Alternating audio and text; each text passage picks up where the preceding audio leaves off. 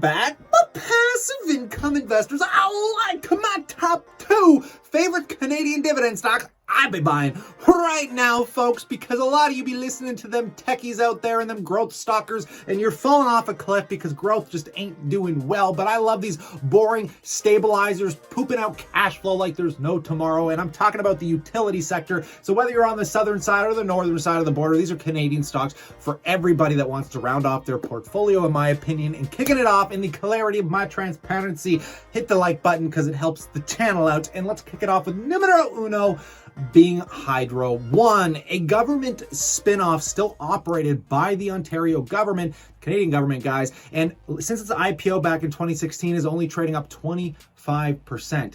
I told you it's boring, but we're coming here for long-term sustainable cash flow, at which it's paying a 3.41% dividend yield. And I've been desperately trying to pick this one up on the dips because its PE ratio sits at 10.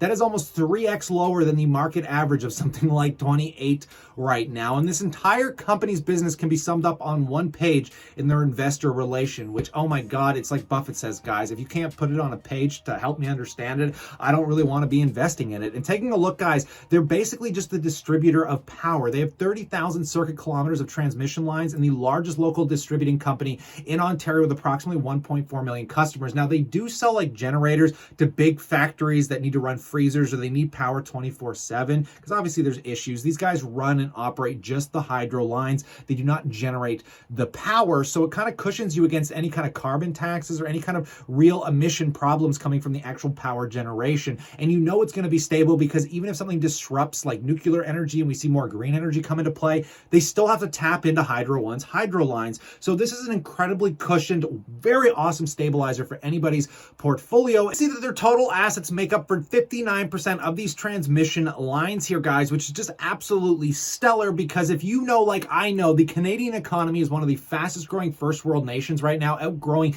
India's population rate, which is pretty awesome. And I think you're well aware of this if you live up here with the housing shortage just going on right now. I mean, think about it, guys. With all this real estate blowing up, where does everybody want to move? The city of Toronto and Ontario, and they need to plug all them hydro lines and those transmission lines into these new suburbs, all these new condo buildings. So there's a lot to look forward to considering Canada is such a fast growing, wealthy nation right now, guys. And taking a look at that dividend history, is it going to be reliable? And yes, not only reliable, but they've been increasing at 5% year over year. Considering when they IPO'd in May of 5th of 2016, they were paying 21 cents. Today, they are pooping out 25.3 cents. Nothing incredibly crazy, but my God, guys, if you could just hold on to this for long enough, it's just a great stabilizer to your portfolio. And let me explain to you why. Let's get right into their books. And we go into the balance sheet. Well, first we can see the revenue growth year over year has been stellar. It consistently goes up, but more impressively than not, somehow in 2020, during the midst of this pandemic, they stacked a whopping $757 million. Not sure what the deal is with that, but taking a look for their current assets sitting on about $30 billion, minusing the total liability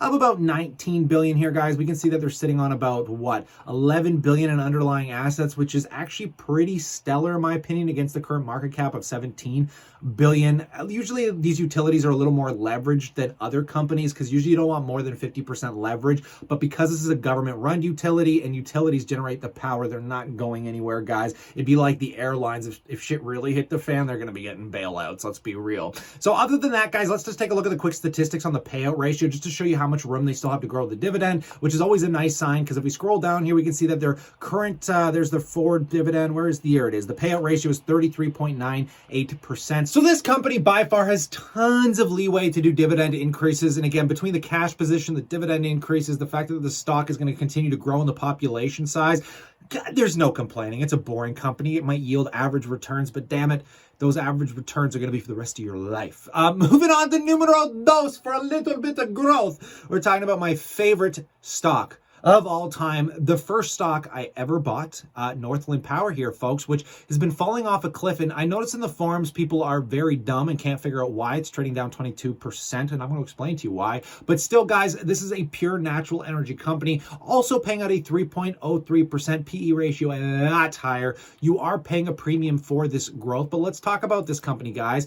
Just like Hydro One, it can all be summed up on one page on their investor relation report. And this has to do with offshore wind. The The wind projects make up over 50% of their current power generation. They also do other renewables. They do utilities, efficient natural gas, energy storage, and renewable green fuels. And taking a look at their distribution is global. They have expansions going as far as Taiwan into the Germany North Sea. They're now expanding down into the Colombia area here, folks, in Spain, where I think they just purchased, which we're going to talk about, a massive project. And they started in my hometown up here in Canada. In fact, I can take you down to them hydro producing solar plants that they own here, which is let me know in the comment section. Would you guys like to see these massive solar farms? They're all around where I live. I'd love to show you. Let me know in the comments. So check this out, folks. I'm very fortunate to live up north where I can experience this, and I wish these were Northland Powers, and I might have to do a drive way up north to give you a better example of this, but these solar farms are just huge. I'm going to give you guys a better zoomed in shot here, but just take a look at this.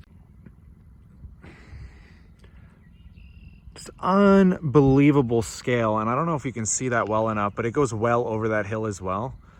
So just really, really cool projects. But just taking a look, guys, why is the stock trading down so much? Well, they just issued a total of 22.5 million shares, including 2 million shares issued pursuant to exercise in full by the underwriters of their overall allotment, were issued at an offering price of $44 per share at an aggregate proceeds of 990.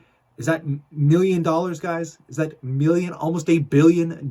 It's pretty absurd, but this is to purchase this massive Spain advancements, 540 megawatts, with a remainder of the net proceeds allocated to fund equity capital requirements, including acquisition costs for Baltic Power, expected to near-term capital commitments for Northland Power's portfolio of 4 to 5 gigawatts of identified development projects, and to deploy borrowing under Northland's corporate revolving credit facility. Now, it never sounds fun when they're diluting us as shareholders to add cash flow to the books, but a lot of people were saying that, hey, Northland doesn't have any projects coming online this year. This is why the stock's trading down, because there's not going to be any growth and they're trading at such a premium. But here we are, guys.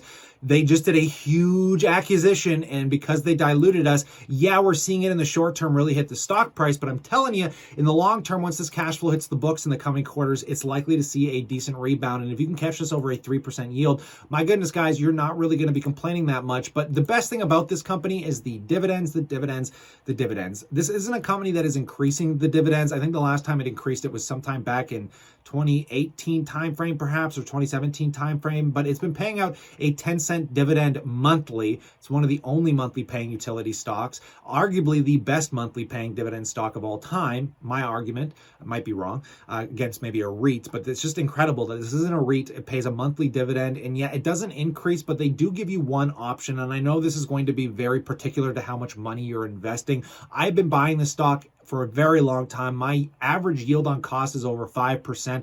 And sometimes when this stock drops enough, I do what they call a drip reinvestment, because Northland Power is one of the few companies that actually gives you a 3% discount on your drip reinvestment. So if you set up a drip and you have enough dividends coming in to cover at least one share per month, they'll give you a 3% discount on that share. So you immediately make a 3% return, presuming the stock doesn't keep dropping. However, taking a look at the books, guys, how are they comparable to, say, something like a Hydro One? Well, because it's a massive growth company, we can expect way better growth, but we can also expect a little bit more risk, because we can see from 2018 to 2020, they grew their revenues a lot by over like 25% here, like a 30% growth from 2018 to 2020, 15 to 20% annualized. Really awesome stuff here. But taking a look at their assets, well, first of all, cash sitting on about 500 or 434 million, really not that bad, but the total assets sit at $11.3 billion, minusing the total liabilities of 9.3. We can see lots more leverage than something like a Hydro One, having an underlying asset value of about $4 billion. We are definitely paying a hefty premium